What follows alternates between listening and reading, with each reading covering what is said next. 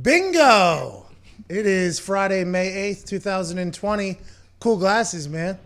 Hey, cool glasses. Cool glasses. Cool glasses. Hey, cool glasses, man. Cool glasses. No, cool glasses to you. Cool glasses. Hey, man. Whoa. Foxy. Whoa. Cool glasses. Cool glasses. Whoa. Those are cool glasses. Those are cool glasses, guys. Cool glasses, Connor. Cool glasses. Oh, cool glasses, Nick. Hey, you know what these glasses. are? Cool glasses. They're cool. Intern Emmett even's got some. man. Look at those cool glasses. Cool glasses, man. These are cool glasses. Man, looking cool. Mitt. Cool glasses. Hey, Jay, you think these are cool glasses? Yeah, I think you look great, Pat. Everyone looks pretty good. Even Emmett over there on the couch is looking good. No, look at that on the casting couch with the glasses. all right. Cool glasses. Cool glasses. AJ, where are your cool glasses? A lot of people want to know, hey guys, where'd you get your cool glasses from? Where? Well, I got them from a company that isn't a big corporation and a bunch of sellouts and stooges. Nope. Great corporate fat cats there. I got them from an independent company that's doing business the right way, and that's Shady Rays. Love them. The crazy thing about Shady Rays is the warranty. This is one of the best warranties in all of eyewear. Replacements if shades are lost or broken for any reason. Any reason. It doesn't matter what happens. You can hit an arm bar on a microphone and somehow the glasses, warranty covers that. You can be maybe a little bit intoxicated and fall down some stairs. Warranty covers that. You could be out fishing and a big walleye hops up out of the lake, hits the tail off your fucking glasses. It could break. Bang. Warranty covers that. It doesn't matter what happened. Dropped in ocean, lake, anything, they'll replace them. Good. I'm happy that is. Even there, too? I kind of went off on a little bit of a tangent there. I'm not 100% sure if that's what the warranty did cover or not. Happy they do, because I knew that Shady Rays, good company, understanding company. Oh, yeah. Hey, sometimes eyewear is going to break. They got incredible sunglasses. Foxy, cut to your handsome face. Whoa. Oh, those are just the Oh, my aviators. You should gosh. see the other litany of designs and styles that they have. Mm-hmm. And they have these blue light blocker things. Yeah. This is the new thing to protect your eyes. They used to say eat fucking carrots, not anymore. They say put these things on whenever you're, texting, sexting, tweeting, meeting, zooming, booming, noting, goading. That's what they say you put these on for. And Shady Rays makes them look cool. Hey, those are cool glasses. Cool man. glasses. Cool glasses. Cool glasses, dude. Right now, for viewers of this show, they have a deal that you can use on your choice of sunglasses or blue light glasses. This is a one-of-a-kind deal, the only of its kind. Shades, blue shade, it's up to you. Use code McAfee25. That's... What? What? What? Oh, no. Wait, No. Was this for the other show? No. Maybe you put the glasses on. If you were wearing glasses. I Wear your think cool glasses. I think they did like a Bluetooth edit to this They did, because they they did. saw that we all had glasses and the ones we shipped to AJ just hadn't got to his house yet. Oh, that's why. That's not his fault, Shady Rays. No. But Shady Rays is understanding because they're not a greedy corporate fat cats. They're understanding. Hawk will be introduced the next time. But right now, McAfee 25, you get 25% off a pair of sunglasses or blue light glasses at ShadyRays.com. Redeem only at ShadyRays.com, where you can find all their newest and best styles. You got a lot of good new styles, by the way. Cool glasses. We worked with this company whenever they were first starting out. Yeah. And they had such a good customer service operation with their warranties and the quality that they've built and built and built. Now they have a litany of looks that you can rock. This summer, whenever we finally get out of this bitch quarantina, What's up? we should talk about things that happened in the sports world last That was night. the end of your sentence? Yeah. Okay, that's the end of your sentence, end of your read. You do look good, though, in glasses. Do you ever wear, like, prescription glasses? Wow, these ones look cool. I got LASIK after, I think, my third or second year in the NFL. I had contacts. Not your fifth. Yeah, probably should. Not my fifth. Not after I led the NFL in passing. I mean, that is a complete different animal.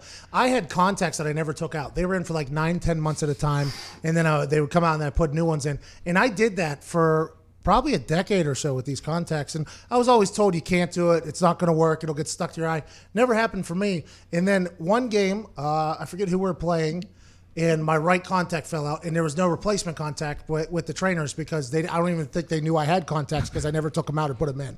So it was just like my eyes at the time. So I had zero depth perception for like 2.5 quarters, almost got hit in the face with a snap. And that really was when I decided, okay, I got to get the laser beams in this thing. So that off season, I go and get it done, and they do the eye test to see if your eyes are swollen or not so they can do the laser thing. And my eyes, I guess, were very swollen. So I had to wear glasses for, what was it, like 6 months? You remember, like 3-4 months? Yeah, that whole summer. I had a run with me in glasses. My hair was out. I mean, it was a run. And I have a blockhead, so some glasses work, like these ones. They're pretty cool. But the LASIK surgery, you go from seeing standard def, maybe even original television, to 4K overnight. It's amazing. Like the next morning, the whole world was just in HD all of a sudden. I was like, oh my God, I can't believe I'm missing this. That's why I think Jameis might be a completely different player next year because he's going to be able to see who the fuck, and also license plate for hit and runs operations for insurance purposes, but also who the fuck his wide receiver is and who's on the other team. I think this is going to really help him with that Drew Brees, but I got LASIK, and now I got these cool glasses from Shady Rays. That's great. It reminds me of, I watched a few times a trainer in Green Bay trying his hardest to put somebody's contacts in because we had players where they couldn't put their own contacts in. And all of a sudden it came out in warm-ups or it came out before the game, and they're in the locker room frantically trying to put a grown man's contact back in his eye. I will tell you that since I never changed my contacts, my ability of putting the contact in was not always great. I mean, it's an interesting situation. You got to do the pull down, like, oh, let me scrape this thing as open as far as I can, and look at your pointer finger, and then just poke yourself in the eye. Just poke yourself in the, and it's I guess you can look up too. There's a way you can do it looking up. Yeah. But I that's why I think, to be honest, you know, if I'm not good at something, I normally just stop doing it. And I think I wasn't good at putting the contact in, so I was like, you know what, I'm gonna stop putting them in, just never take them out. 9 months later, now we got the problem, but now it's only like once a year as opposed to people do it 2 times a day, which is wild. Work like a charm, too, for you. They say this LASIK, though, is going to give out at some point. I'm going to have to get it again, and I don't think I could. They tape your eyeballs open. They tape your eye open. Then they bring in this laser thing, and you see this light, and then they start going, right? Your eyes taped open at this point. Jeez. You start smelling a little bit of a burning smell, and then all of a sudden you lose your vision. You lose your vision completely. It goes pitch black, and they're like, you're going to lose. You probably don't see anything, completely normal.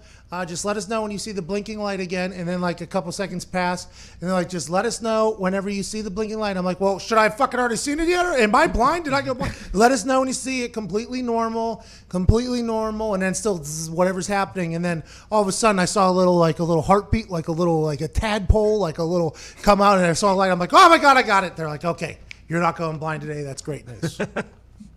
It's come a long way. I remember I took my wife to get LASIK, man, probably 14 years ago, and I sat right in the room and watched it all happen, and she didn't care. Like, she was a trooper.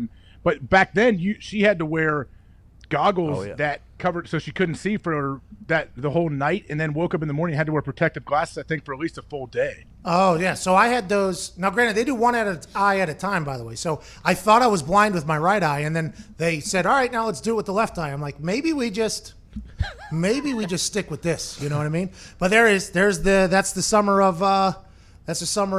before the LASIK surgery. Bob Pompiani got cut out of that photo. That's not Pomp.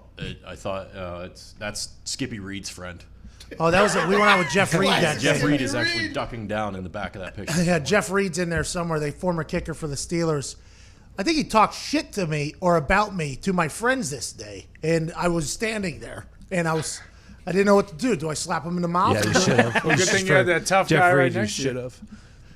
Pittsburgh has mixed. Jeff Reed was a good kicker for a long time down there in Pittsburgh. He beat up a scumbag. Geez, that's a dig. Not Personal everybody stories. says that. But anyways, we got drunk together and had a good time that day. But I had the brand new eyeballs. But they do right eye, then you go blind, then they do your left eye. Got them both done. Then they give you the big old glasses, and then they give you 2 Ambien. I took 2 Ambien directly after that. Passed out for like 9-10 hours.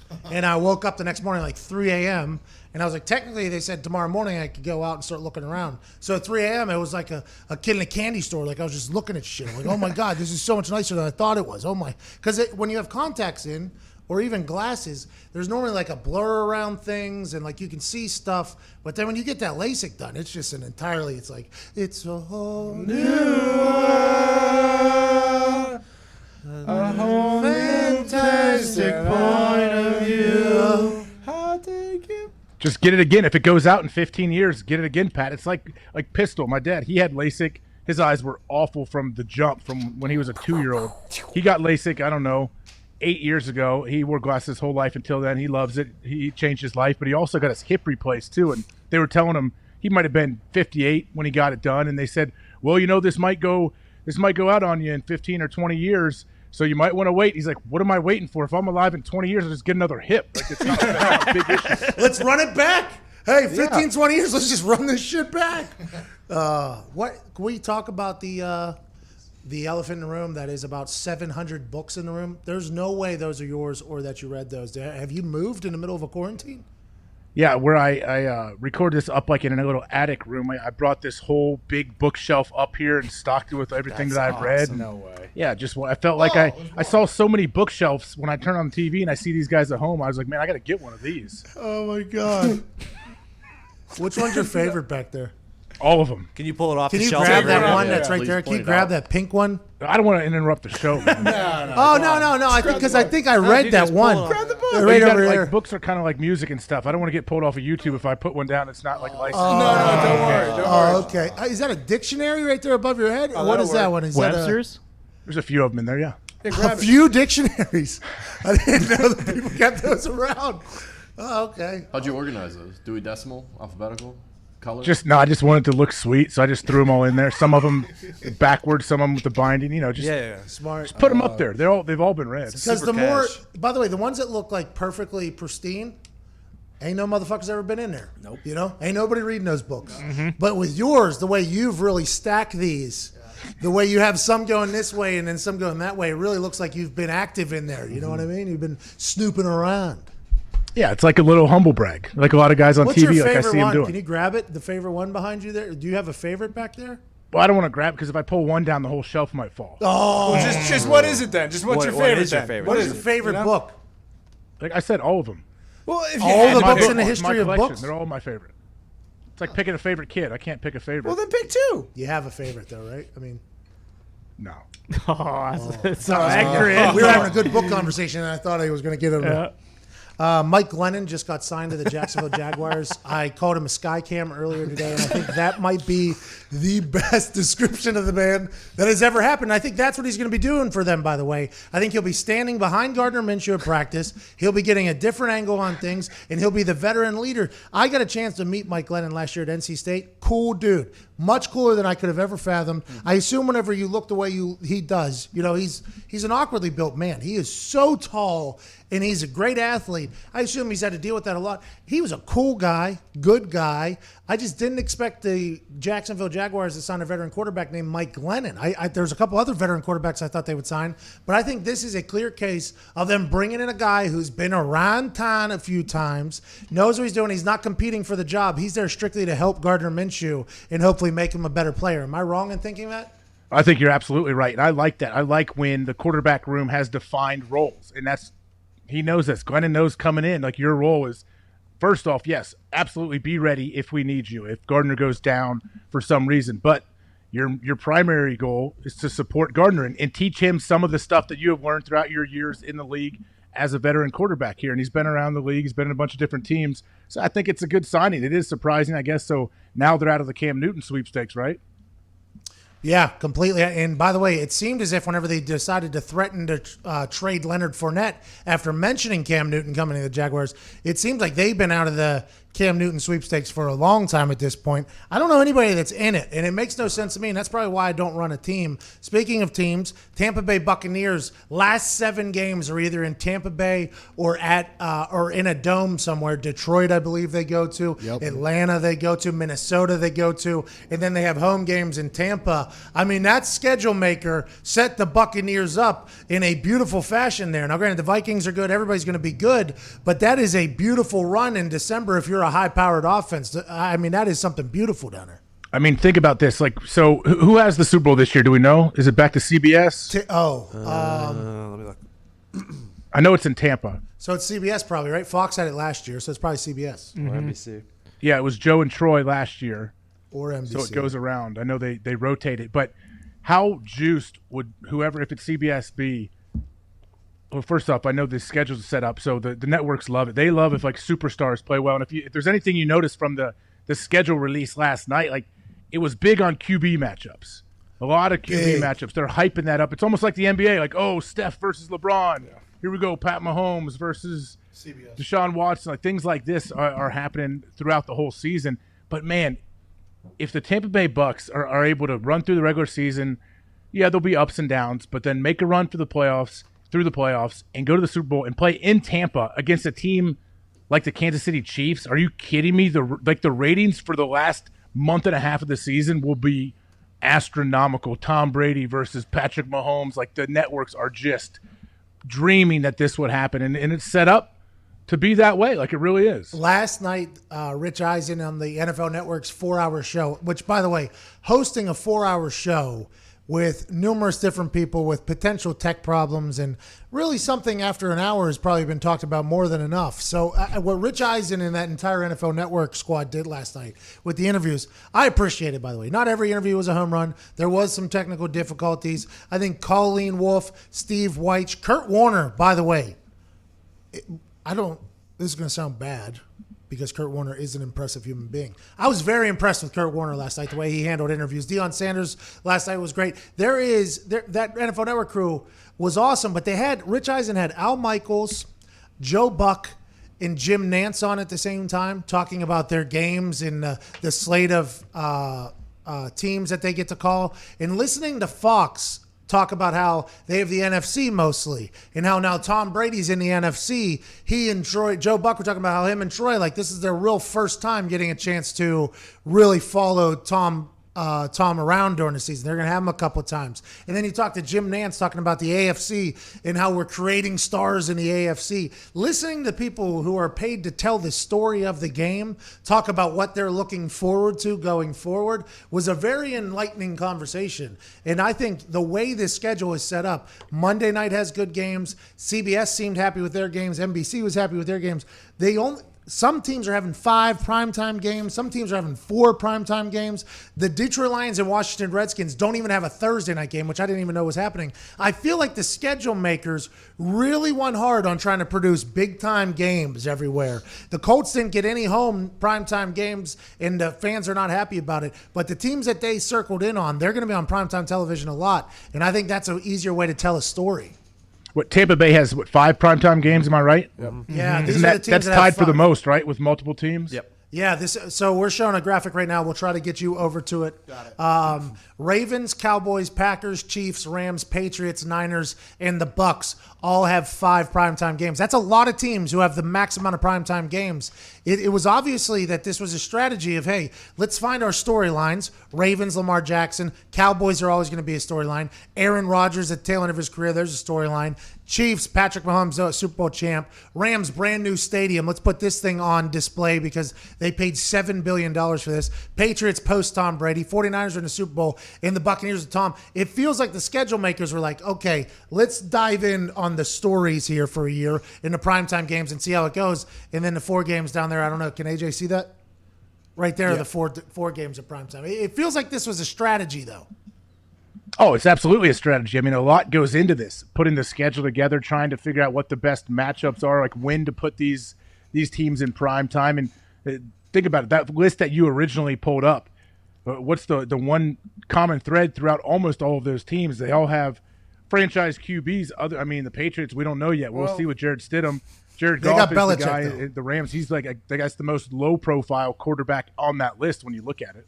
I think, but Bill Belichick is treated as if he's a quarterback because he should be, by the way. I think the NFL is potentially very interested to see what Bill Belichick does too. One way or the other, don't you think, Pat? What's that? Way, whether the Patriots come out and let's say they stink, that's going to be a big storyline. What are you going to do? Do you go find help during the season? Do you make some big blockbuster trades, or do you just take it as a rebuild and move into next year when you have a ton of cap space to try to maximize what you have right there? Or if they come out and they're just on fire and Stidham is the man, then it's like, wow, Bill Belichick, he is Jesus Christ himself. Well, and also you got to remember Belichick's relationship with the NFL Network and NFL Films is very good.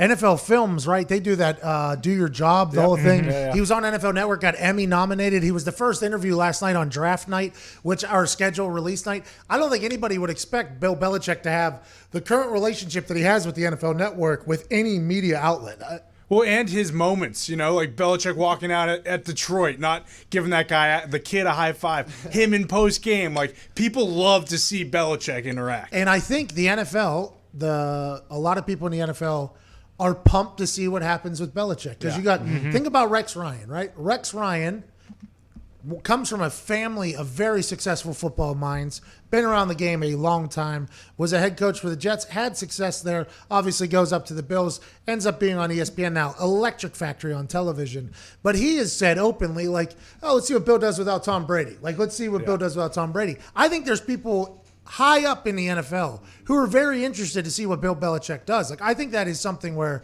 myself, I'm very interested to see how he does this because he looks like he does not give a single damn about anything going on. He's like, we'll just utilize our players' traits and we'll game plan accordingly and we'll do what we've always done. Like Bill Belichick, one of the smartest minds in the history of football, is not seem stressed or worried about anything. Seems as this is status quo. We're going to be great. Let's understand that's going to happen. I think the NFL is interested to see if that's true too. I think as long as Belichick is in New England, the Patriots are kind of like Floyd Mayweather. Like a lot of people, like the diehards, the diehard Patriots fans like Connor, they're tuned in because they want to see him win so then they can go and yell at everybody and see, I told you that we don't need Tom. Nobody's bigger than the team. This is who we are. Yep. And then the rest of the world is watching to try to see them get beat, which is why so many people tuned in to watch Floyd Mayweather fight. And Floyd did a beautiful job of selling it that way. He's like, I don't care, man. You guys, you want to pay $80 to watch me try to get beat? Guess what? I'm not going to lose, but I'll take your money all day. You see that? His shoulder, a little shoulder roll. Whoa. Ooh. Philly show. Did you see that? Oh, yeah. You're not getting hit, man. You got to protect that jaw. You don't got to protect yours, though. That thing just takes it and just keeps on walking. I'd have to protect it if I was in there with some of those monsters. How do you feel about Mike Tyson reportedly getting a $20 million offer from bare knuckle fighting, who could definitely not pay him that money, so they're just assuming he's going to make at least $20 million. If I'm Mike Tyson, the negotiation's for $50 million, because I think if Mike Tyson is bare knuckle fighting somebody, that'll make at least $100 million. I would watch Mike Tyson bare knuckle fight anybody at this point if somebody was willing to get in there. And allegedly Tyson Fury's dad wants to fight him. I mean, this is Shannon Briggs. Didn't they pose he against Shannon Briggs? Who's Shannon Briggs? He's a character, man. You're going to want to look up some of his videos. Like, let's go, champ. He does this whole thing. Like, you're going to want to see what he does.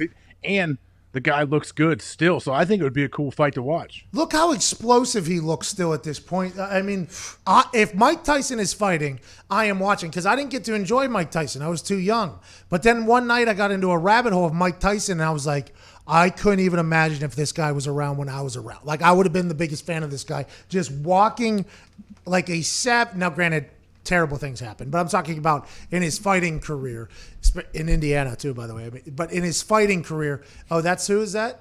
Shannon Briggs. Okay, so he's going to fight Mike Tyson? I don't know. I just saw, just like everybody else, I don't know. I saw a headline. I saw a picture that showed that those two potentially fighting. The way those Mike Tyson fights had to be promoted was you might watch a man kill a man in 10 seconds. I mean, that's really what it felt like as they tell it. And I've only seen documentaries and people telling stories about it. I don't know how it was actually in real time, but it felt like that was the feeling that people had. He should ask for $50 million. And then Conor McGregor has allegedly accepted a boxing offer against Oscar De La Hoya. I guess Oscar De La Hoya challenged him. Oscar De La Hoya, 46 years old. Conor McGregor, 31 years old. Oscar De La Hoya is always in and around a snow globe. Conor McGregor may be in the best shape of his life. I think Conor McGregor knocks out Oscar De La Hoya in the first round if they were to actually box, just strictly because everybody says in boxing, It's not just about your boxing technicality and your this and how strong you are. It's all about your stamina and your conditioning. That's why everybody thought Conor would die to Floyd Mayweather. Now, obviously, he made it till the 10th, 11th round, and then he wobbled back to me corner, and he was knocked out. But I don't think Oscar De La Hoya has fought for 12 years or something like that. And in that fight, he got knocked out by Pacquiao. So it's like, I just don't know how Oscar De La Hoya will be anywhere near in shape to get in there with this vanilla gorilla that he really is just at this point. I think Conor McGregor will win, and Dana White would be pumped up about it. Well, it's a boxing match that I would love to see, and they always try to figure out, who else could Conor box? And Paulie Malignaggi was a guy that continued to come up. They had a whole sparring situation that the video footage got leaked. Paulie's still upset about it. Paulie still wants that fight. But honestly, Conor versus Mayweather, until I saw this happen, like, I never thought of these two fighting. If De La Hoya can find a way to get in fighting shape, he might need 6, 8, 12 months to get in shape. I think it'd be fun to watch, like the age difference, but still, it's a different sport, man. Like MMA versus boxing, it's a different sport. So I would love to see what De La Hoya still looks like if he still has something.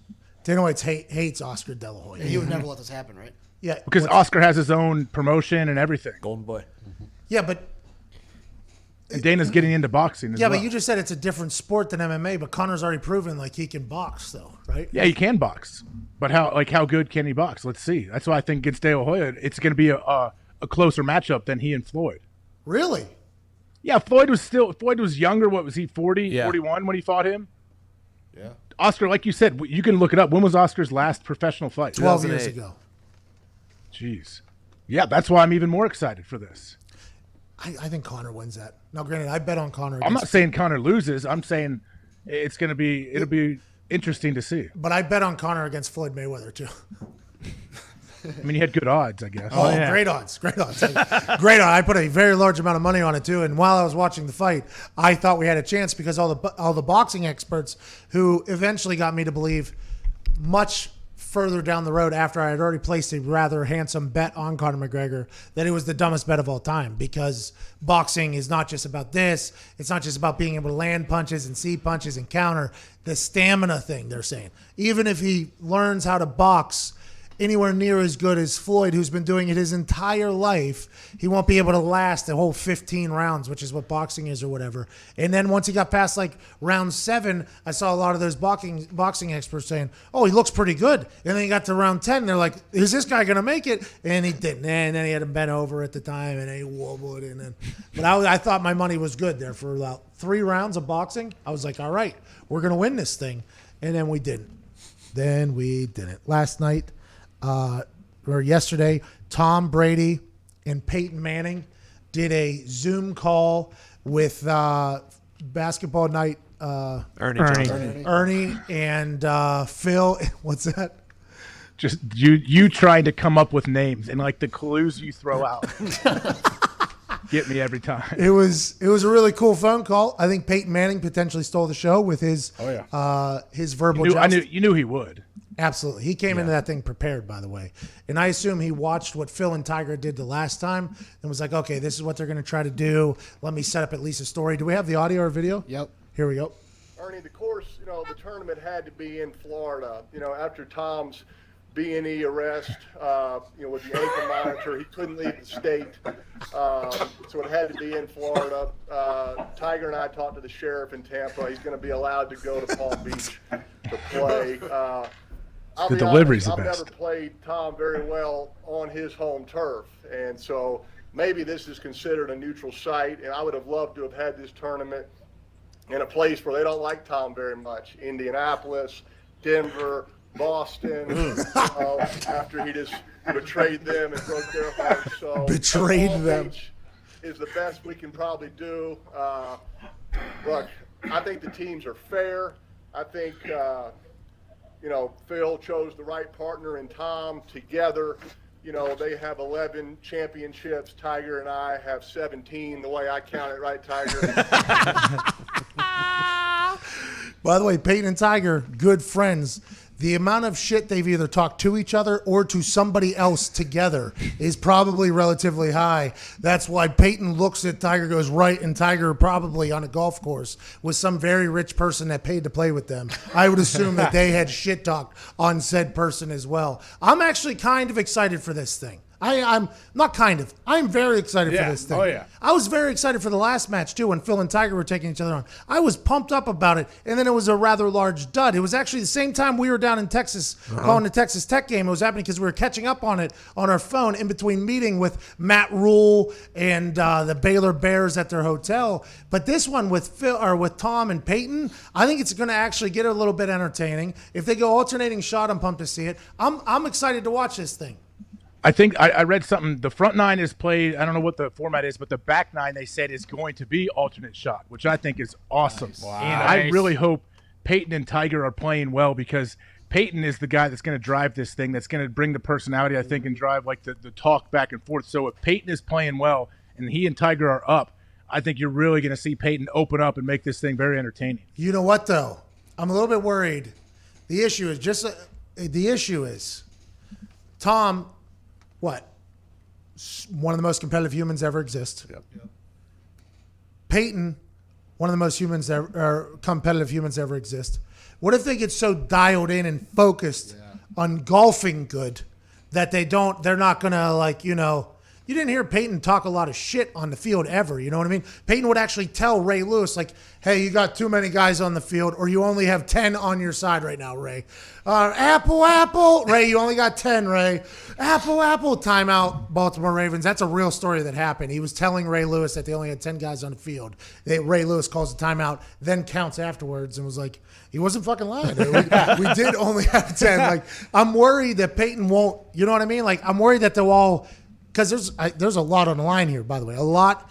The conversation about Tom and Peyton is going to carry now into the golf world, depending on what happens here. What if it gets too serious and there isn't that entertainment value? I still think it'll be good to watch them. They're just going to need some people that talk good. You know what I mean? They'll loosen up. I think early on, it may be quiet because they're all going to be somewhat nervous, especially that first tee shot. And then once they start playing, hopefully they'll loosen up a little bit. And are they going to have Charles Barkley on the course? Like, if Charles is a walking like David Fairty with their group, I think Charles could really help liven up everything because he's friends with all like them. He can go back and forth and set them up for things and ask them questions. Like, it should be like that. I wonder if you know how they have somebody walking on the course. Yeah. Mm-hmm. How do I get that gig? Like, I'm not interacting with them. I am just strictly observing and reporting. Peyton just made a hilarious shit talk joke to Tom Brady about insert whatever here. Tiger's getting a little bit shook, obviously. Doesn't think Peyton's keeping the ball on the fairway enough. I'll get back to you with some more. Thanks for that, Ernie would say. That is something I think would be a little bit of enlightening like that. Yeah, We should try to get that job. I think that's what Charles is might be. Will he walk? Charles ain't going to walk that entire thing. Are they walking or are they in a cart? No, They're probably in a cart. No, they're going to walk. They walk. Well, I mean, like Charles, I don't think he's going to be Correct, walking. correct. with- Charles Barkley's going to Charles be got in a new hit. cart. He can walk He'll now. be in a cart. Oh, this is going to be fucking electric. He's going to be in between them. Just trot around. Oh, with his leg, he'll be hanging out. Oh, this is going to be electric if that's the case. I'm glad they split up Phil and Peyton because those are the ones who are going to carry the talking. Phil is such a unique, weird, somewhat corny guy too. So he's going to want to try to make it a show as well. I am so pumped for this now. I know. May 28th, right? 28th or 24th? 24th, 2 weeks from Sunday.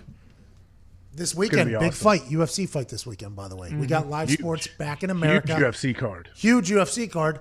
I get a lot of tweets telling me I know nothing about mixed martial arts or the UFC. So, AJ, I do not want to lead off this conversation.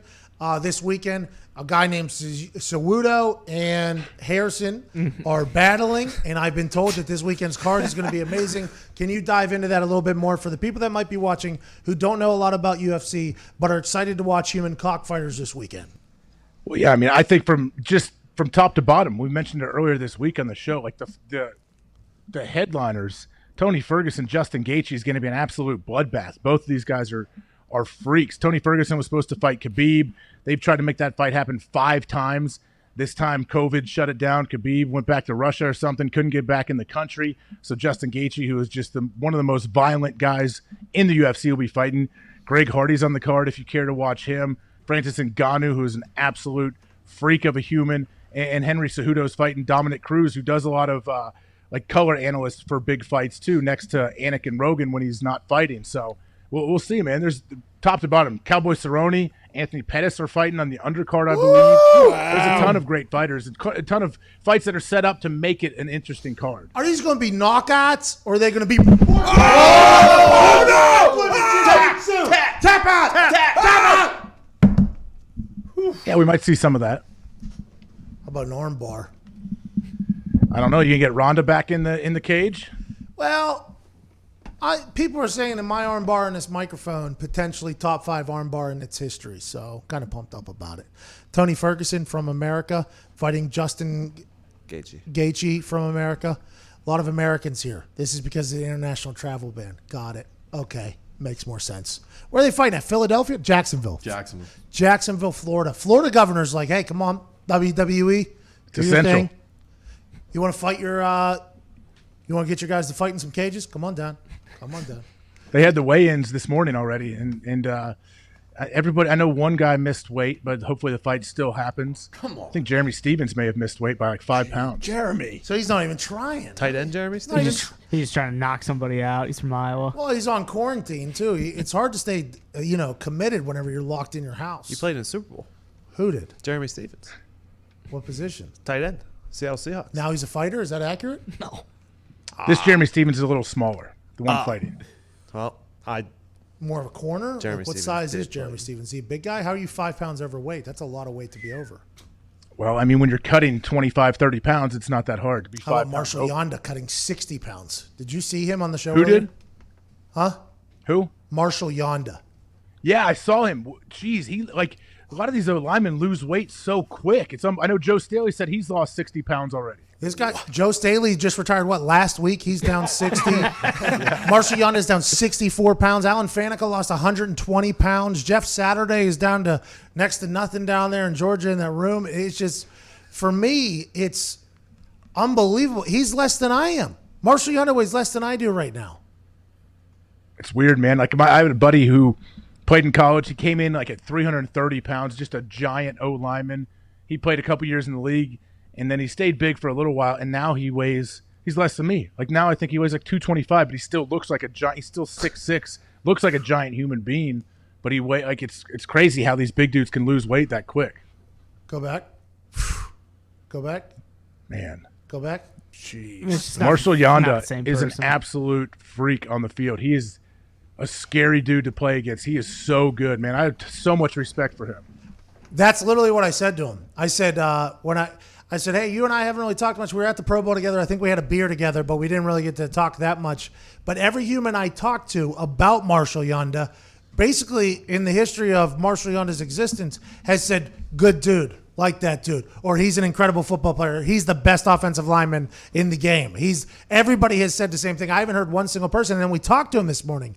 He's awesome. He is absolutely – he's going to get a TV job if he wants it. He was very good at speaking. He's considered the greatest of all time by a lot of people. And he was Iowa boy, just out there mauling folks. And then the motivation he gave about going to work and how he said he wanted to juice every single ounce of anything he had inside of his body every single day. That's why he got better. And then the rehab, the surgeries. It's just what a human, man. You played against him, I assume, more than one occasion?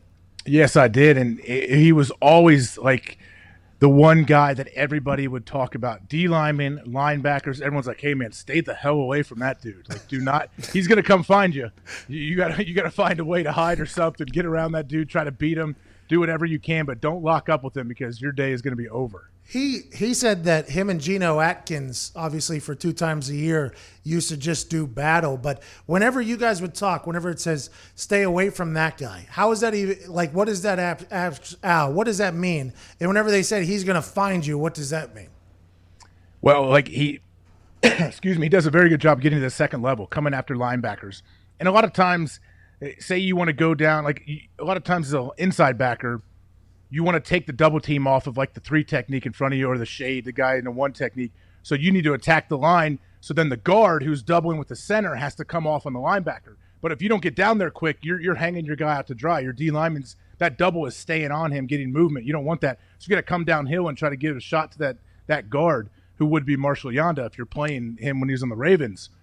And you come down and you try to take that double team off, and Marshall you may think he doesn't see you yet, because that's the thing. Like, guys that aren't as good, you could take him by surprise a little bit, and all of a sudden, bam, side of the temple, double team's taken off, and now I'm sitting in the B gap hanging out trying to make a tackle.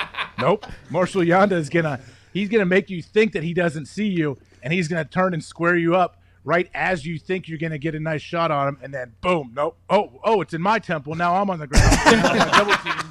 I let that double team hang on too long. Oh, we're screwed. There's a 30-yard gain. He said he used to watch the last 6 games of the defense and would watch every single play. So he knew more about what you were probably trying to do than you were. That's what he was trying. He was trying to know exactly what the money down, what they were going to do when the game mattered, what they were setting people up with. It was a very intriguing conversation. I felt like I got a chance to really learn some shit from the greatest of all time in a lot of people's eyes. He'd be really good as a coach if he wanted to do that, but he would be really good on TV. There's not a whole lot of O linemen out there doing, like, as a color analyst. I would love to watch a game with Marshall Yanda and hear him, like, take me through what he's thinking. You know what I said out there? I said, I want Marshall Yanda on Monday Night Football. I said that out there after only having one conversation with him, because he's one of us, right? Cool guy, good dude. Would love to have a beer with him. He gets it, you know? And he swore, which I was very thankful for. I was a little bit worried about there. But he swore, and I was like, this guy is awesome. And then listening to him, if you talk to offensive linemen, they know the offense, they know the defense, they know why things are happening. And normally there is zero arrogance. So it's just like you're literally getting information and knowledge from somebody who completely takes themselves out of the story because nobody gives them any love about it. Offensive linemen are so interesting to talk to, and I thought he was very good. And he looks like a GQ model at this fucking point. I mean, the guy is – it was a lot of fun to talk to him. I watched the clip, and when I initially pulled it up, I'm like, who's this guy? And then I saw I'm like, this is Marshall? Like, he already looks like this? Like, how many – we lost, what, over 60 pounds? 64 pounds, yeah. And is he still going? Yeah, he said he doesn't know what he's going to do. He doesn't have a target. He's just getting on the Peloton, then he gets in the sauna, and then he just eats healthier than he was. He said he didn't even realize how much food he was eating before to try to keep the weight on. He said he feels much better at this point.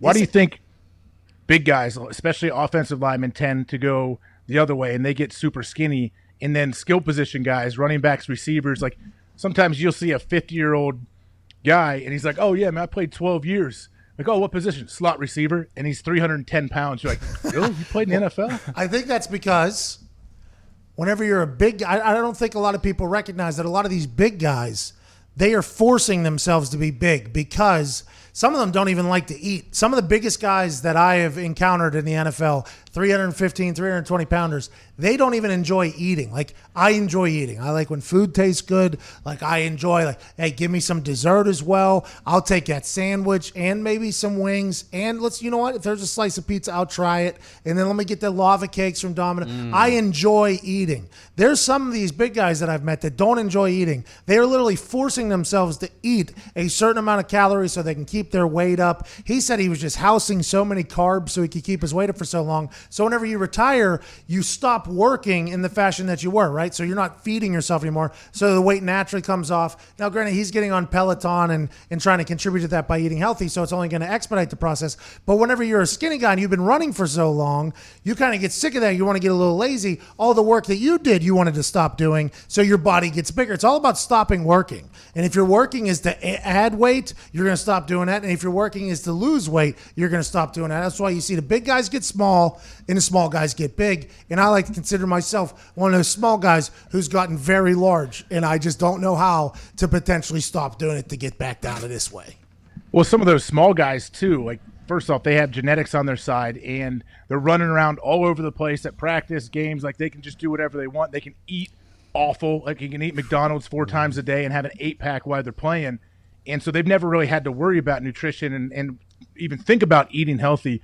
Big guys, yeah, some of them definitely have to try to keep that weight on, but a lot of them, you know, their whole life has been a battle of trying not to get too big. So they know what it's like to eat healthy. They know, like, it's been a battle their whole life. So when they get done, like, hey, now I can finally really dive in and lose all this weight. When these small guys, they never thought about it, and like, man, I stopped playing like 8 months ago. I've already gained 20 pounds. What's going on, man? I don't have the activity I used to have. And then as you get older, your genetics slow down too, and your metabolism. Then like, oh no, you turn around, and you're 50 years old, and you're 300 pounds. What do? You just work out for 6 hours every morning to maintain? You're at the same weight you played at, right? About right now, yeah. So you've just kept the football workout just without hitting people.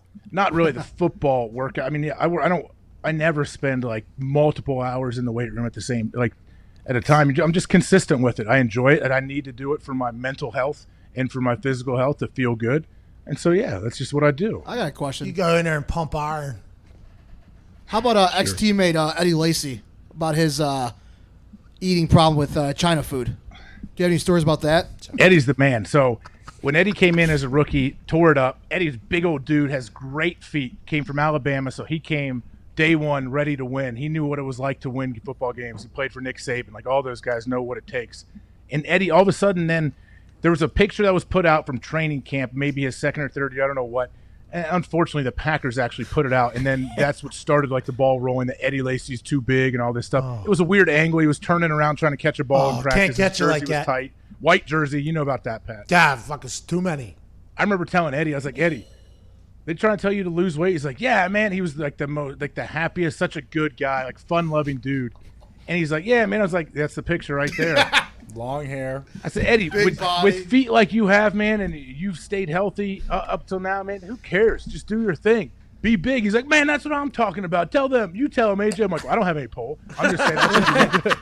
That is a bad visual. Yeah, but Jerome Bettis has plenty of bad visuals, and he Hall of Famer. I mean, then when it. I agree. That was tough to look at. What'd you say? It looks like a guard.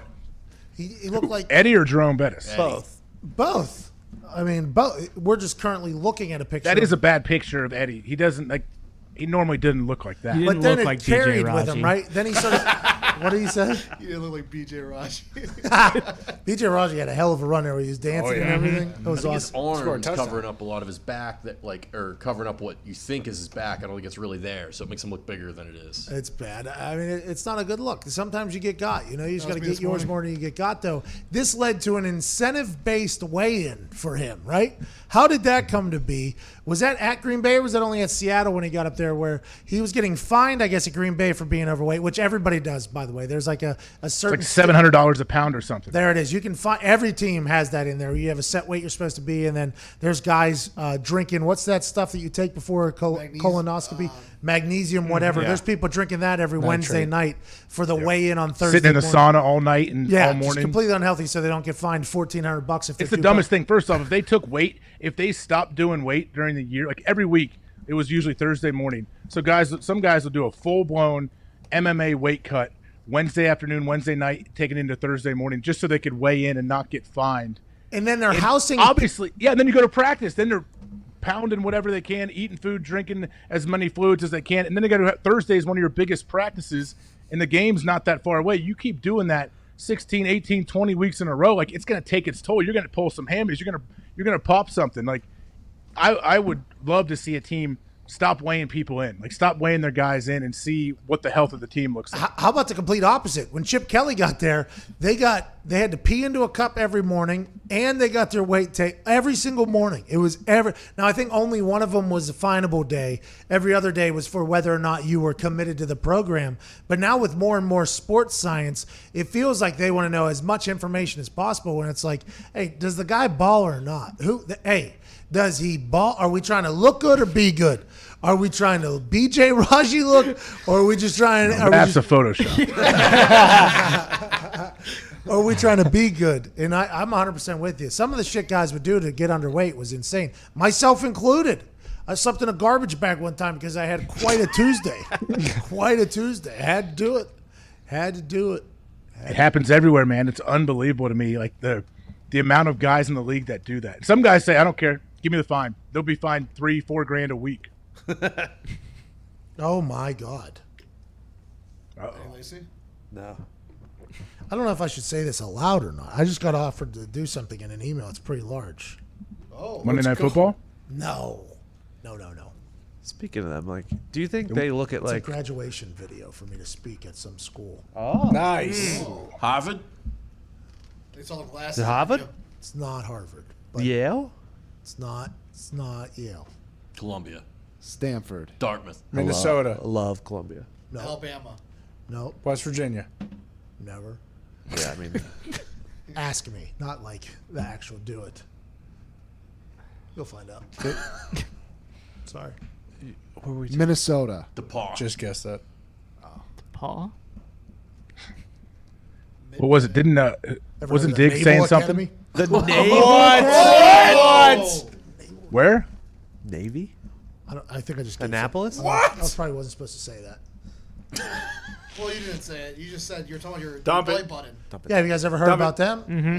How about, have you ever heard of Wichita State? Ever heard of Oh, Wichita yeah. State? Shockers, baby. Shockers. Shock the world. Yep, shock the world. Shaka. Yep. How about the Virginia Commonwealth University? Oh yeah, Great VCU. attorney. Shaka. So any of those schools, it could have been. That we just said there. VMI. Yep. No, hey, what was that movie? What was that movie I like that Damon Wayans in it with the little Major Pain. Major Pain? White chicks. Yeah. Sergeant Bilko. Yeah. Little Tiger is that, they call him Tiger, right? That's Steve Martin, right? Maybe not. We're talking about different movies. If you're talking about a white guy in it, Steve Martin is Caucasian. He is. one of the whitest. Talking about Major Pain. What do you got this weekend? Anything awesome? Yeah, so much going on. Reading those books, pal? Why don't we pull out one of those books? Just, Yeah. Come on. let's play a game called. please. Let's play a game called. You pull out the book, you go to a page number, then you go a certain number of lines Yeah. down, Yeah. words in, and we'll try to guess what the word is. I've already memorized. I've read these books multiple times. I've memorized them all. What do you need to know? I will say the YouTube chat said it's not a green screen because he's wearing a green shirt. That's right. Optical illusion, they call it. Oh, So it has to be real. I got some more backgrounds on the way. really? You're kind of going to change them up a little bit. I only got one, and it's at E Show. Yeah, I mean, I don't have any real like with words or anything. But No, yeah, but I'll just start other- building sets to slide in here. If it Ah, fits. yeah. Is that what we're doing? Do it We're, every day. we're getting those things in. I'll change it up every day. Every day. Every day. I'm not gonna do it every We don't day. even play. No, but What anybody say? Can't hear them because the money in the way. Every day. Every day. Every day. I got nothing going on this weekend. I'm gonna nap very hard. Yeah. Yeah. are you gonna buy the UFC event? Oh yeah, I do every time. I know nothing about it, but I buy it every single time it's available. Because what happens is I'll scroll through my guide thing, and then it'll pop up as an option, and I'll be like, "Well, there's nothing else on. I'll hit it. I'll watch these two try to kill each other, and then bingo, I start watching it, and I try to stay completely emotionally uninvested because I don't want to know anything about them. I just want to see these two guys or two girls go in there and try to kill each other, and then I'm gonna tune it out. I don't want to hear stories. I don't want to know their family. I don't Why? wanna- Why not? Just because everything has to be that way now, and I just can't do it. Like I just can't. I can't get emotionally invested in too many more people. I'm kind That's of usually what smart. people like. They like to become invested, and that's why they become fans of certain people. I know, and I respect those people, and I understand that's why people do the things they do. Like for instance, America's Got Talent used to be just like fail, fail, fail, awesome, fail, fail, awesome, awesome. Let's go to the next round. Now it's like meet this person who comes from obviously very, very difficult background, and then they go up there and it's not that good, but they're making you clap for them anyways. And it's Gold like, star. Yeah, it's Well, like they come on. pass them. Don't those when they have like a story before they go on? Those people are usually always passed, aren't they? Because the No. film crew had to go. Didn't the film crew have to go see them after they already auditioned? Yeah, but I've seen some where they get canceled. American Idol too. She bangs. She bangs. Yeah, exactly. Like that's what I want. I don't want to know anything about William Hung. I just want to see him get up there and think that that's good singing. I don't want to know anything about these people fight. I just want them to go in there and I want to see what they did. You know what I mean? I want to see what their training did because, like for instance, Marshall Yonda, 99% of people. Geez, I'm gonna hit myself with this. 99% of people have no idea Marshall Yonda was playing whenever they were watching Baltimore Ravens games. But I assume at one point they were impressed by what he did. That's how I am with mixed martial arts. Yeah. I'm just impressed by their work ethic, but it's just kind of like I don't want to know anything about him unless it's Connor, and that's my motherfucking dude. You know, that's kind of the way it goes. Yeah, Connor seems to be like that with everybody. I can't wait till he gets back in the cage and actually fights. But I mean, I don't look at America's Got Talent the same way that I do the UFC. Maybe you should. Go on. I'm just saying, like, well, I haven't seen America's Got Talent in a long time. I can understand how that would get annoying. You just want to see people up there performing, and you got to see a 7-minute backstory on them. I get it. Like, that gets old. Can't do it. Just do the show. Yeah. Just fucking do the show. I get it. I understand. Everybody has a story. No offense, but everybody has a story. Everybody has somebody in their family. That's just the way life is, by the way. I mean, there's probably some people that haven't, and we all hate those people because the way they act is probably terrible and insufferable.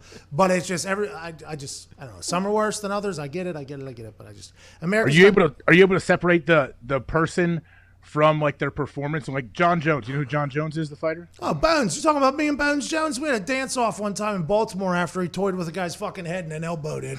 And we were just There you kind go. of... Yeah, like some people like can't. John Jones is unbelievable, possibly the greatest of all time. He's had some testing situations, some issues. He's had a lot of issues with the law. A few. But like if I'm watching him fight, I can compartmentalize that and watch him and respect the fight and what he's doing and all the other stuff. Like I'm not counting on these people to be role models for myself or for my kids. Like that's not their job. Okay, so musicians and stuff, I can't do it. I can't separate because I think music is like sharing your story, right? And if you're a bad person, like I don't want to hear. Well, you don't want to hear like, all right, man, we don't care about your politics. Just sing the hits. No, I'm just talking about like if somebody's a terrible, despicable person, like I can't watch their art or whatever. Michael Jackson. Do you know if they're a terrible person though? There's a couple people, yeah, terrible stories come out and they R. still- Kelly. for instance. Well, yeah. I get it. Okay, so that type of stuff. I can't do it because I think music is more like your message. It's like, like I don't care what's coming out of your brain because I think you're a bad person. So keep your mouth shut. Let's go to the next track. Yeah, it might have been a banger. Might have moved me a little bit, but I want to hear your voice. Yeah, I don't think you're a good person. But with fighting, I think it takes a certain person. Now I'm not saying that all fighters are this way, but I'm saying to get in there, you have to have a certain personality trait. And I would assume that personality trait can sometimes go alongside one that is potential bad decision making. Now, I'm not saying all of them, but I'm assuming that in the fight game, there's some bad people. And that's, I think, why even more I don't There's want just some wild people. It's such a wild sport to get don't- involved with. Like I you're don't going to wanna be know. wild. That's what makes them who they are. And I don't want to know anything about them. I just want to see them fight in there. It's like why I watch Locked Up. It's like, I don't want. I just want to see what happens in there. It's something I can never do. I don't know how they do it. I'm impressed by it, and so I will watch. Yeah, I absolutely will watch. Who's I think going guys in the NFL have like an obligation to carry themselves a certain way to be role models for people. Guys in the NFL? Yeah, I think so. Because I wasn't one time a good role model, and I realized quickly that whether you want to be or not, you're in the NFL, which is a league that is kind of passed off as, this is the league. This is how you act. It's not a right. It's a privilege. Protect the Shield, that whole thing. Got a lot of kids fans, a lot of merch being sold. The way the game's covered is for children to kind of idolize you. You kind of see the way. So the NFL, I learned that one particular morning that I could have potentially disappointed a lot of parents and children.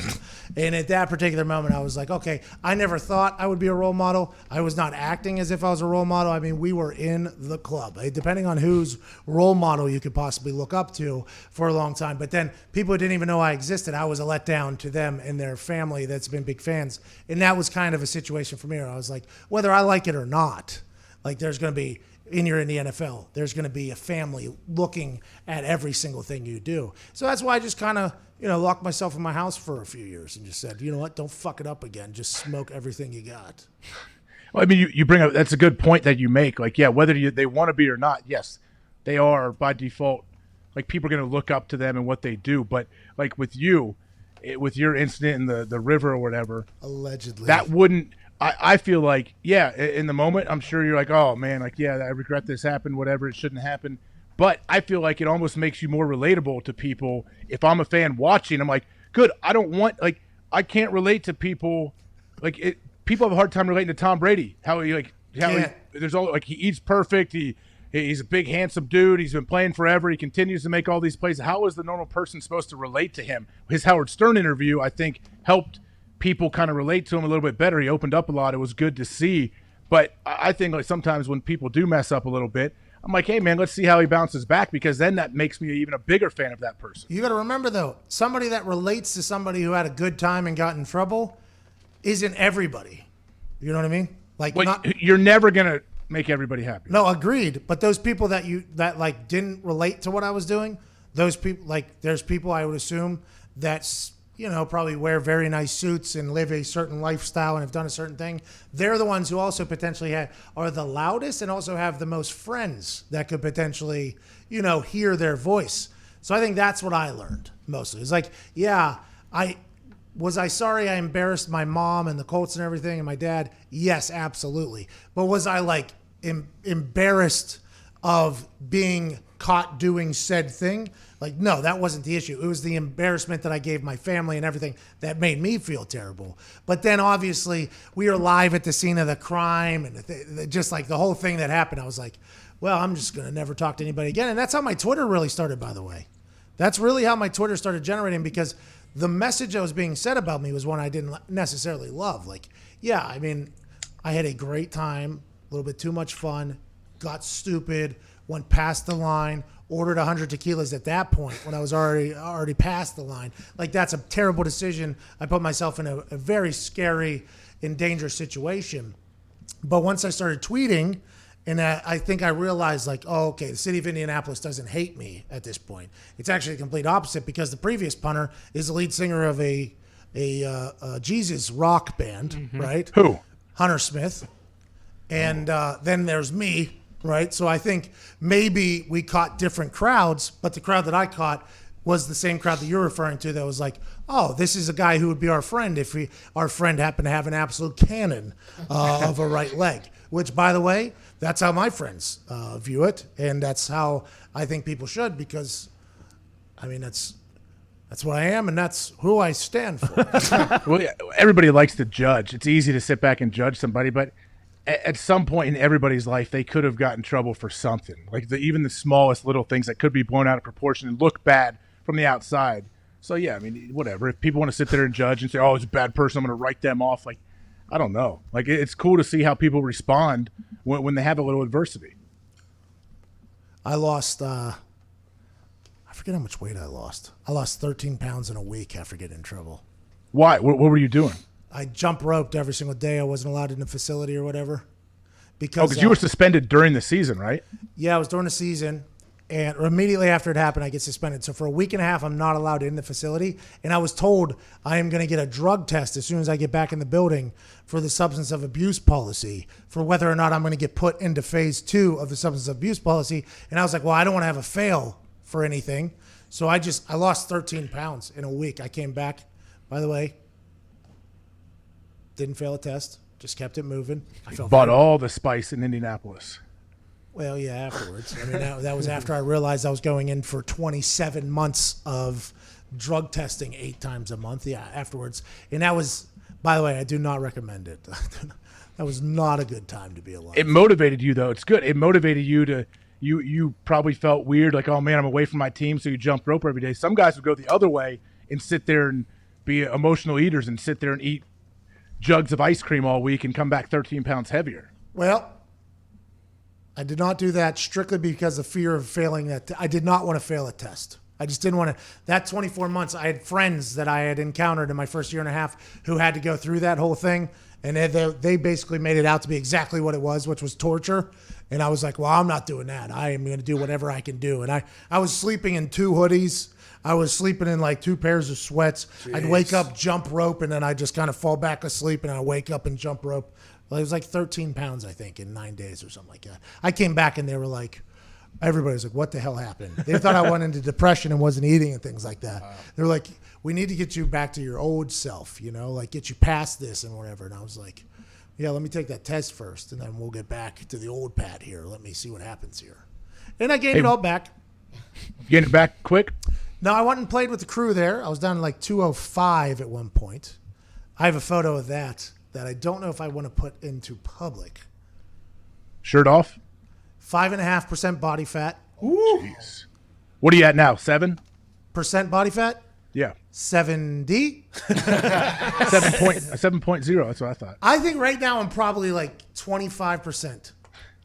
Depends how they're testing you. There's so many different terrible testing techniques when it comes to body fat too. I got in the pod thing. They gave me the pod thing for this particular test. It was actually my friend who runs a strength and conditioning thing over in West Virginia, because right before the lockout happened, I was thinking about going and playing soccer during the lockout, and my weight was down from that test. So I was at like probably 210-ish, 212.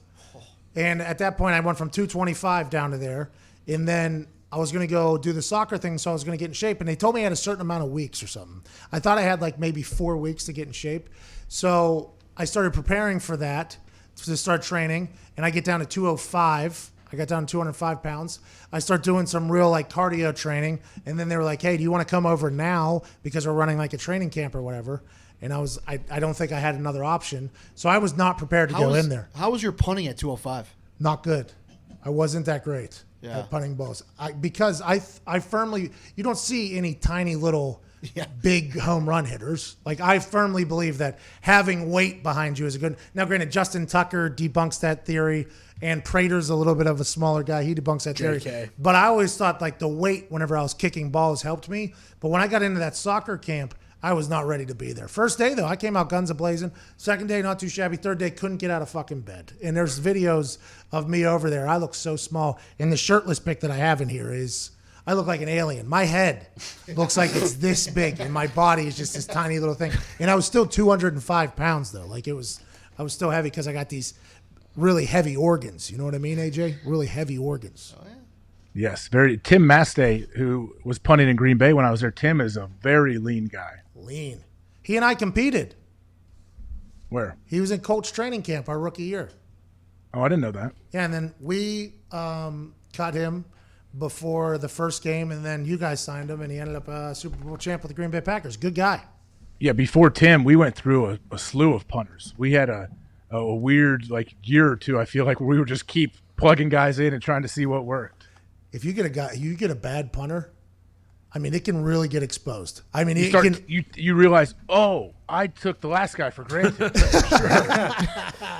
Yeah. Because if you're a defense, especially, because the defense is the initial benefactor of good field position. That is like I consider myself a member of the defense whenever I was a punter because I'm setting up the defense at this point, right? I remember telling a D coordinator when he came in, I was like, hey, listen, man, I'll pin him, you go get him, okay? I'll pin him, you go get him. He's like, you got it, pal.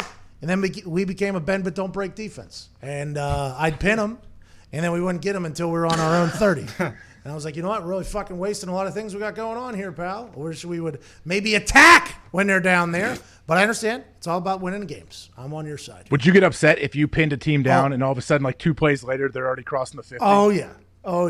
Yeah, I'm like, what the fuck? Like, it might as well not even punt. Might as well taking a snap and just fell down. That's where we're at right now. What's the all these people that say punting doesn't matter, when shit like that happens, it doesn't at all. You know what I mean? What happened? We got breaking news? I think you're going to enjoy this one. Oh, yeah. Uh-oh. Oh, yes. You want it up? Oh, yes. So, breaking news. Dan Orlovsky challenged me to do a 3-for-3 challenge for Helinski's Hope to raise awareness for mental health. And he did 3 burpees, and then he challenged me and a couple other people. And it's a mental health awareness challenge. And Orlovsky, I like Orlovsky, even though his internet service when he was on with us was absolutely garbage. I like him. So I did it, but I don't know what a burpee is, so I just did up downs. You know what I mean? I just did some up downs. I got them chopping and everything. I saw it. I consumed your content. I watched that. It was good. Okay. Well, I didn't know. So you're getting up for those who are down, which is a good message, by the way. I thought it was good. And we tried to figure out like who were the most hilarious people we could challenge. So Cream Biggums, obviously, Spice Adams, the incredible athlete Cream Biggums, and then thinking of Mike Greenberg doing up downs was something I thought was funny. So I challenged Greeny, and then I challenged Joe Buck. We have an answer from Mike Greenberg. Greeny has officially done it. Let's turn that thing up. Oh, you don't have the sound. You gotta let me see. Can I see it? I don't think you'll be able to see it. I got it.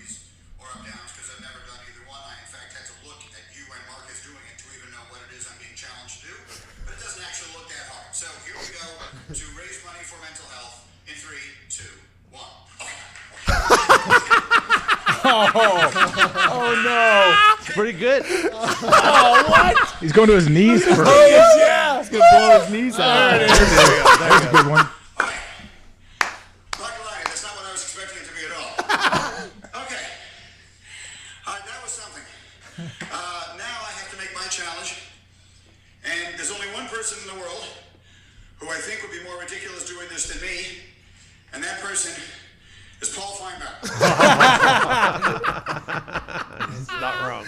Okay, Greeny. Let's go. Attaboy, Greeny. Hey, his knees took a beating Yeah, there. Man. You Almost broke his legs. He's just trying to take out his kneecaps there. Oh man, that was awesome. How about him chopping the feet too?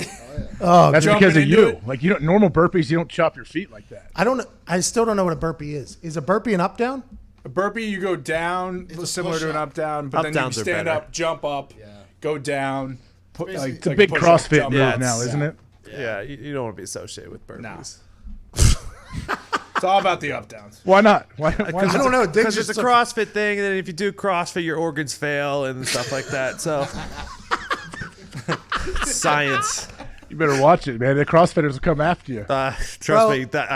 Hey, is we there- we is- aren't friends already. Is there anything worse though, by the way, than when a coach is pissed off and then tells everybody start chopping? Like, I've been on the sideline in practice. Get 'em before. moving. I've been on the sideline in practice taking a knee while like maybe we're second or third period until the end, and I'm done with all my work, and we're just sitting there bullshitting, trying to pass the time. Maybe I'm trying to flip a Gatorade bottle or something just to buy time, and all of a sudden a whistle blows on the other side of the fucking field, and it's like, get him chopping! And I'm like, he's not talking to us, is he? And then you got people next to us doing it, and everybody around us are like, fuck, I got to do this too. What happened? So we start doing it, and they just make you. And then all of a sudden, all the other coaches think like, oh, well, if one parent's mad, we all have to be mad. So now the special teams coach is next to me. He knows that I haven't been doing a fucking thing other than taking a knee. I've actually had a pretty good practice. But he's saying, now get him chopping, man. Get the hell out. Are we serious right now? And then, hit! And everybody down and then up. And then, one person that was on the defensive line is probably not even going to make our team. He didn't go hard enough. So now everybody has to keep going. Hit! Oh, the linebacker that nobody knows didn't do good enough. Now we got to keep going. Now we're 10 up downs in, taking a knee, and restart the fucking period. So now we got an extra 20 minutes of practice.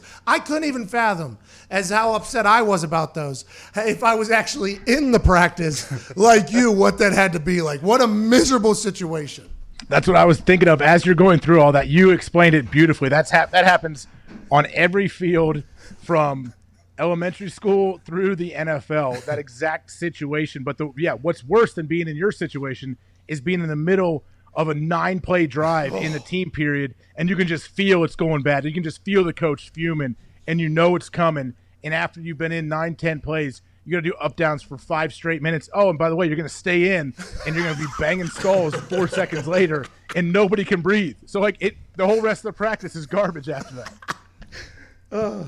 My high school basketball coach, I still have nightmares. He'd say, it just any time in the middle of practice, if he was mad about something, which was every practice, he'd say, line, set, and we'd all have to run to the baseline and get ready to run suicides. Oh.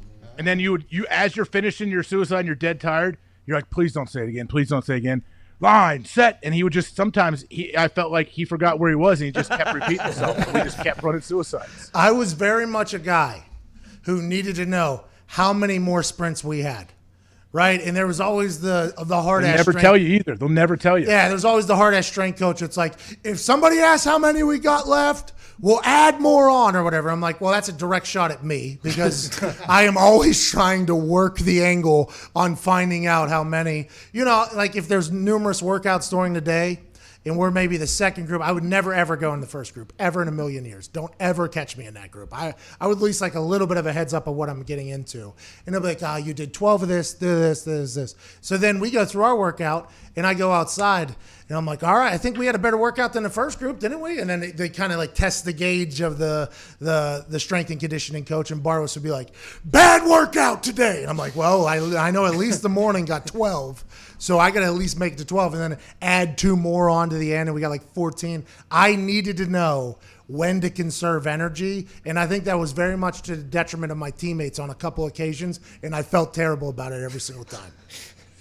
Yeah, there's something. What is that? There's that mental thing. Athletes all want to know what the run is. Like I used to always go to the first group, especially in college, because I had to go to class afterwards and like during the summer workouts. So the first group started at 6 a.m. You lift for like 2 hours, then you run for an hour. And the run, like the lift, I love. The run, it's in the back of your mind the whole lift. You're like, oh man, okay, what do we got? And being the first group, you don't know. So you try to like throw little feelers out. Coach, hey, I was going to do an extra 4 sets of squats today, but if we're going to run 20 half gassers, I may back it off a little bit. He'd be like, no, do 4 extra sets and then do 4 extra on top of that, and then we're going to run 24. Like, if you ask anything, they're going to kill you.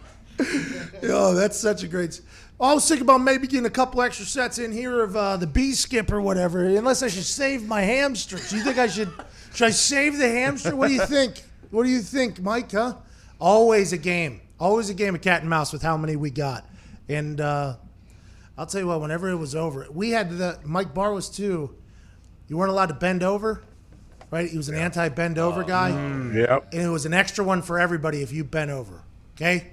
So don't bend over. You get a check. You have to run an extra. So I started getting bigger workout shirts so I could grasp harder and get the full wraparound and do this number here. You know what I mean? Because it's like a bend over, but I have to hold myself up, but I'm clearly standing up. Yeah. You know what I mean? This one asshole GA caught on to me. He was not happy one morning. He tried to give me like 10 extras or whatever. And then he told Barwis, he was like, McAfee had his hands on his hips or on his knees or whatever, and blah, blah, blah. So Barwis is like, he reads off at the end who all has some. Because I was making all the times. But you get an extra one if you touch your knees or whatever, right? So he reads off all these checks, and I literally had never had a check before. I was a pretty good little runner, and I could pick which group I wanted to run with, which was pretty nice. Like, if I wanted to flex, I'd just run with the wide receiver group, and then I'd be good for the next 3 months to run with the offensive line group, because they're like, he's in shape, we get it. So I got different times, whatever. And he goes, blah, blah, McAfee, 10. And in the middle of I go, what? He goes, 10. And I'm like, 10? 10! And I'm like, I don't think so, right? And Barwis goes, not now, right? Like, now's not the time to talk about this, right, is what he said. So we do the whole team breakdown or whatever, and I start walking back into the locker room, okay? And I get a Barwis like, McAfee, you got 10. And I was like, no, I do not. By the way, I can't do 10 more. I am literally dead right now, and I do not have 10. He goes, you got 10. So he like runs me over, and I go back, and I go to line up or whatever, and I said, I'm not going to run. Like, I'm just going to stand here. I'm not going to run. He was like, I'll give you another one. I was like, you give me 100 if you want, right? And me and Barwis are about to get into like a real fight at this point. And Barwis goes, you run 10 or this is going to be the worst semester of your life. And I was like, what time can I run it? Can I run an offensive line time? And he's like, why are you negotiating with me? I was like, I just want 10 or whatever. I ran 10 at offensive line, puked, passed out in the weight room, missed all my classes, showed up at practice or whatever, dead, and everybody blamed the fucking GA, and I was made sure I told everybody, this guy's out to fucking kill me. And I just wanted to make sure everybody knew that I did not like that guy. He and I had a bad relationship the rest of that semester, and I ran. I just want to let everybody know, I bought into the team, I ran, but I was completely fucked. And it ruined my GPA that year because I couldn't go to that class. And that doesn't get talked about enough. I'm not a graduate. Maybe I graduate from West Virginia if I get to go to those classes. Maybe I get to. But instead, here I am doing this with no degree, like Steve Jobs. It's like the butterfly effect, right? Yeah. Yep. From that one GA. It could have been. And we know you love to hold grudges. Bingo. Still hate him.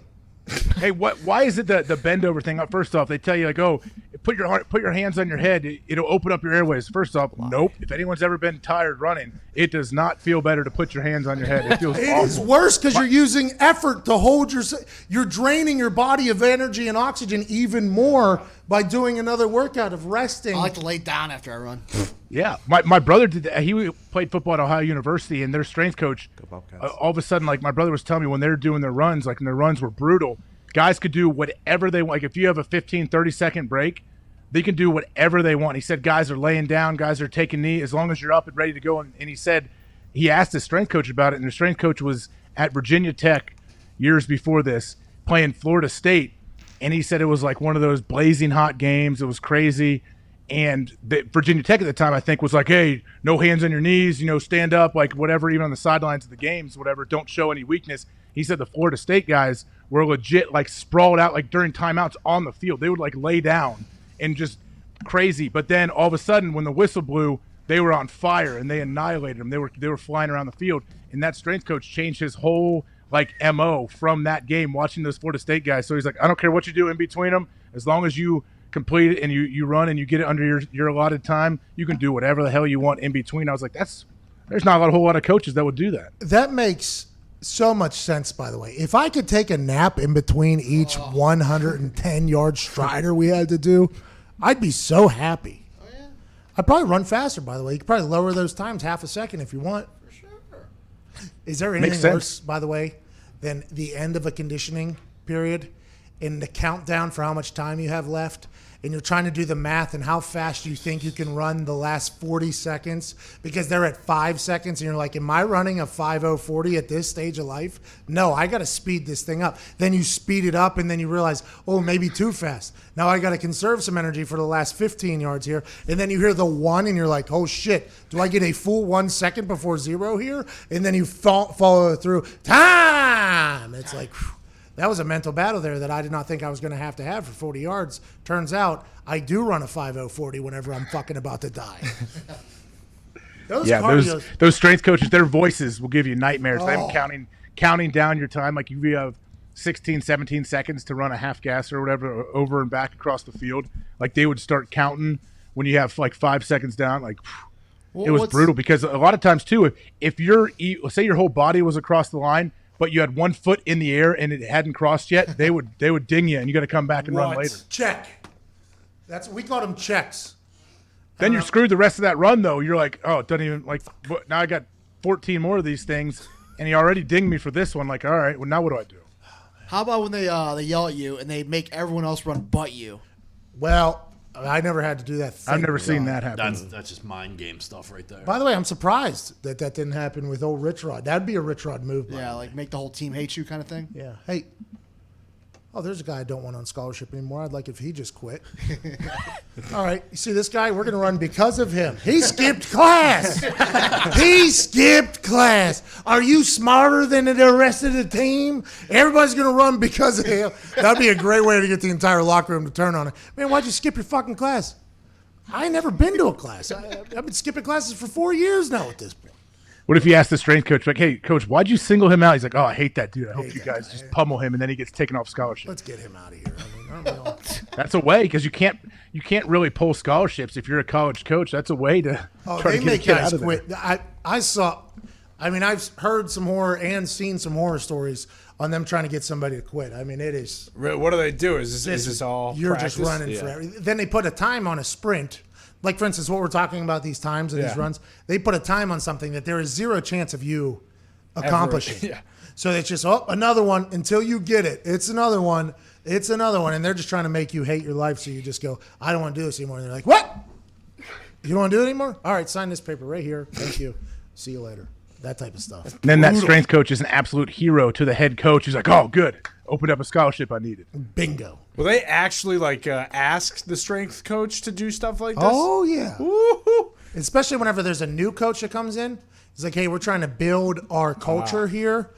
Run the people out that you don't think can make it. Especially if the guy previously was like a player's coach. Oh. Like a nice guy. We went from Rich Rodriguez to Coach Stu, okay?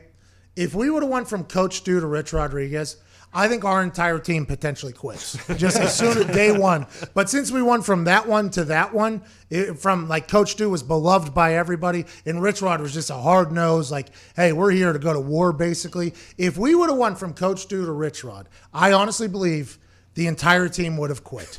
But going from Rich Rod to Coach Stu was a complete different animal. I couldn't even fathom going the other way. I mean, it's... Coaches have to really evaluate that, especially now with the transfer portal and everything. It's easy to leave. And if they make it easier to where you don't get penalized, like if they do change the rule to where you get like one free transfer, which is a theory I know like Jim Harbaugh has thrown out there. Different coaches have said this could be, hey, give them one free transfer. Then after that, if they want to leave again, they got to sit out a year. If they give them a free transfer, coaches have to work. Like, they're going to have to really massage some guys' egos. Did you read what? That's why we knew Rich wasn't going to work at Michigan, by the way. Speaking of Michigan and Harbaugh, because the way he treated us, I knew that the guys who had other opportunities or options were not going to take it, and they didn't. And they probably went. They went from Coach Stu to Rich Rod, which I would have never been able to do. But son of a bitch. Memo letter. Harbaugh? Oh yeah. Did you read Harbaugh's letter? Which one? No, I don't think so. He wrote a long letter basically telling college football that they need to take care of the student athlete better. Yeah, I think, right? the two main points was that he was saying that kids should be allowed to go to the NFL whenever they want.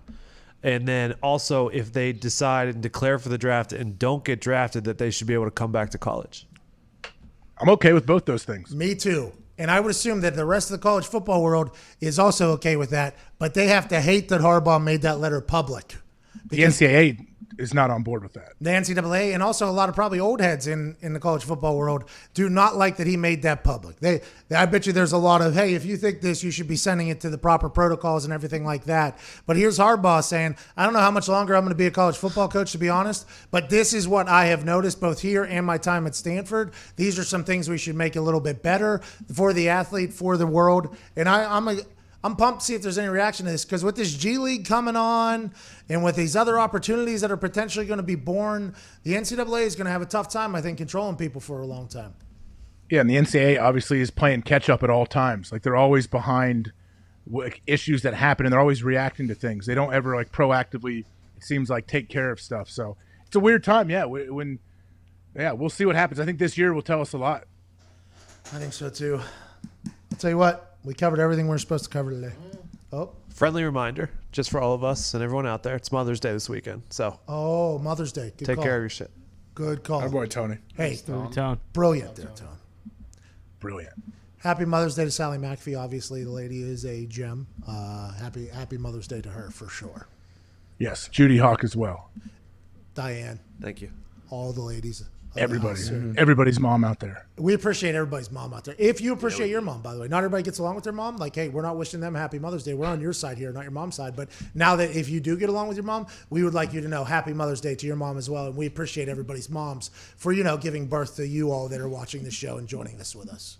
Is there anybody in the room there that's not going to say Happy Mother's Day to their mom? No, everybody here is. But we don't know about watching, Yeah.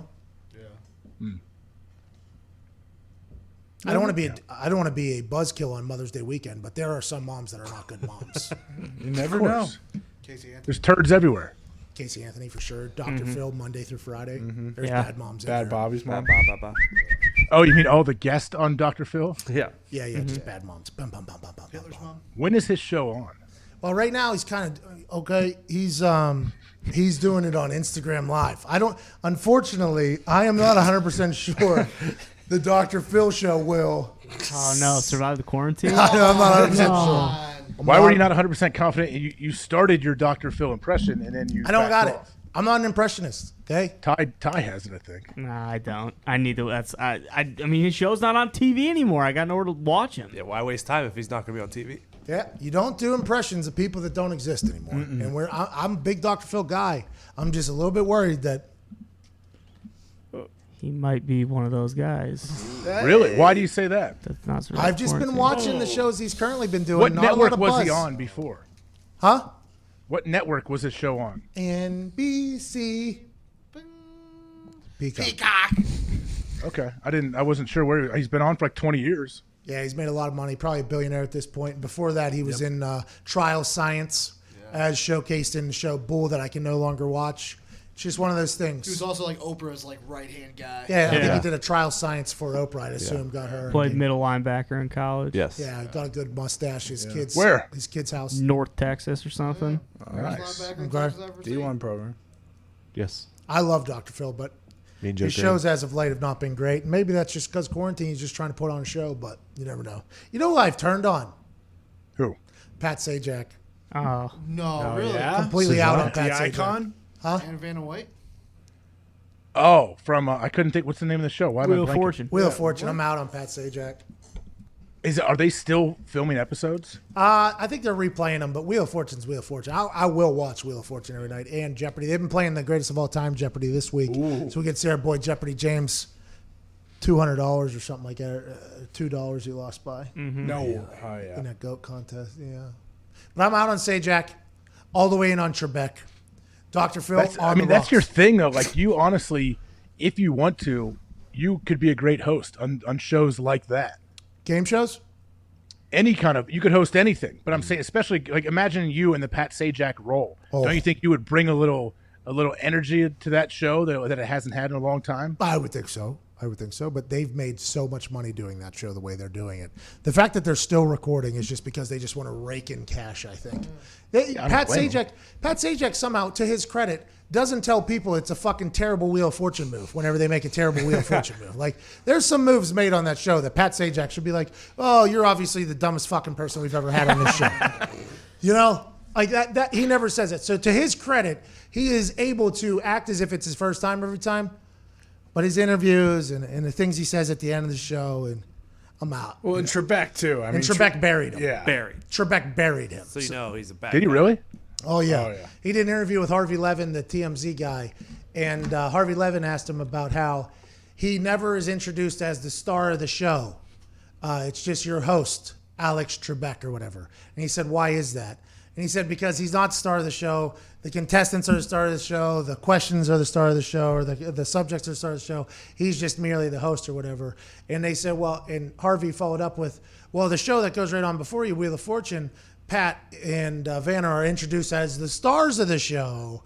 And he said, and Harvey was like, if you did Wheel of Fortune, which Alex Trebek hosted before Pat Sajak, by the way. He hosted for a week. Know. He filled in for somebody on Wheel of Fortune. Then Canada, something happened, and then he ended up with Jeopardy. Would you ever call yourself the star of the show for Wheel of Fortune if you're the host there? And he said, never, even though I know every letter in the alphabet. So he kind of took like a He's a little savage for sure. just a Trebek burial of Pat Sajak there, and I was all in on it. I love it. Some primetime host Oh yeah. crime. But you know, Need it. before we go, Pat, did you see Steve Young with Mariucci last night on the draft or the whatever schedule spectacular kill Jim Druckenmiller? Yeah, whenever he talked about creative tension or toxic tension, I believe is what he was going in on. Well, yeah, but Mooch said he was like laughing. He's like, "What about you, Steve? Were you all worried when we drafted Jim Druckenmiller?" And first off, Steve laughed for 30 seconds, and then he's like, Hard. No. He's like, well, you know, I didn't worry, and then I went out to the first practice and I saw him throw a ball, and I really wasn't worried at all. It's like, geez, Steve, all right. And they showed a couple Jim Druckenmiller highlights, by the way. I didn't even know that guy existed. While Steve was burying him, they were showing this guy's highlights. Like, were they prepared for that? Like, was this something like a pre-production meeting they had? They're like, listen, Mooch, you got to ask him about Jim Druckenmiller because this is about the same situation Aaron and Jordan Love are in. Let's see what he has to say. And Steve was like, that guy stunk. I thought you guys wasted a pick is what he said, basically. And he was talking about how some of those rooms can creative tension, which brings out the best in a player. And then there's toxic tension, which obviously tears them down. And he thought that he and Montana were a creative tension because it got the best out of both of them now that they're out there. He thinks that Aaron and Jordan Love, potential same type of thing. He thinks that we're going to see the best out of Aaron this year that we've ever seen. And I'm intrigued to see if that's the case or not. I would tend to agree with Steve there. I like Steve. I know Aaron really likes Steve as well. Hey, he's very wealthy. Doesn't he run? He runs a venture capitalist fund. I think. Yeah, he was doing the best. He's still doing halftime on Monday night? Pre-show. I think he did. Whatever it is, he was using that. There was a great story written a couple years ago. Steve was basically, the Monday night gig was like his side job, and he was using it to host potential clients and investors in like all of what I think he's in some private equity stuff he's been in since he played way back in the day. He has all of this financial stuff out there, and he has all these funds, and he was using it to host clients and potential people, and like he'd run up there at halftime. I think it was awesome. Like Steve, he's definitely has some cash. Hey, that's big brain stuff. Will you do Monday Night Football? No, but do I get a free suite each game? Yeah. Bingo. Yeah, I'll go do that. All right, call every billionaire in the city. Tell them you got a suite in every Monday Night Football game. They can hang out with me. I'll get Randy Moss to come up and say hello. We'll do the entire thing. And then if they want to give their funds to us so that we can pick and choose what companies to invest in and potentially make more money, let's go and use that. That's brilliant from Steve Young, by the way. Absolutely brilliant. If Randy Moss is handing you the pen to sign the Steve Young paper, I mean, you're going to sign it. Yeah, 1,000%. Yeah. Especially if it's a Monday night suite.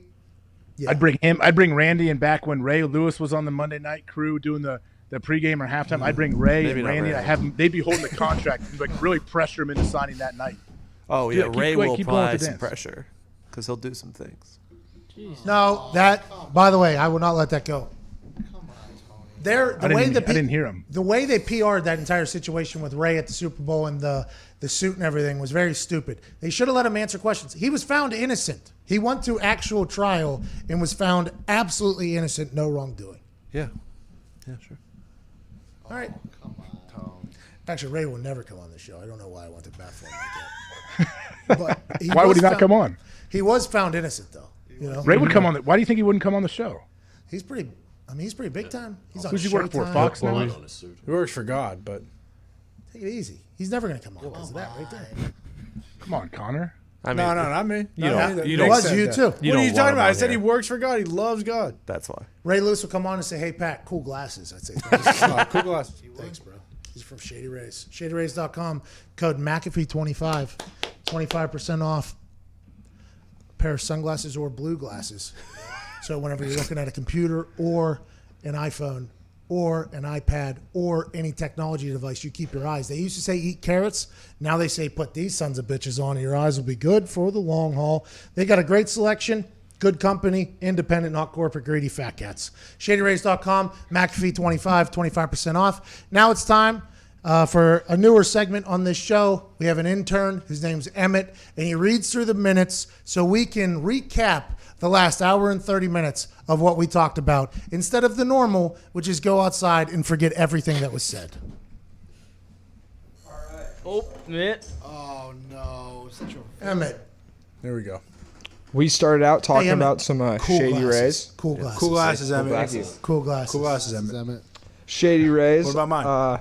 Oh, they're pretty cool. Thanks. Can't see you. Cool glasses. We talked about Pat's LASIK surgery Thank you. and how it showed him a whole new world.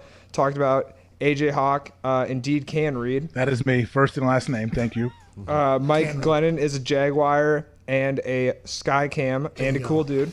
Bingo. We learned about that. We talked about the Tampa Bay schedule again. We talked about NFL Network selling some quarterbacks and matchups on their schedule reveal. Oh, bingo. We talked about how Mike Tyson deserves $50 million to bare knuckle box someone. We asked how good Conor McGregor is at boxing.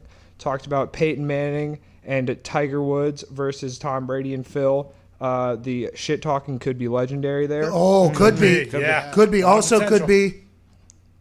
Eh, Yeah. could be shut off. How do you spell eh? I think EH. Nice. H. That's All right, 2H. Two H's is It's all right. It's all right. You're doing, hey, batting a perfect game right now. This is the first time.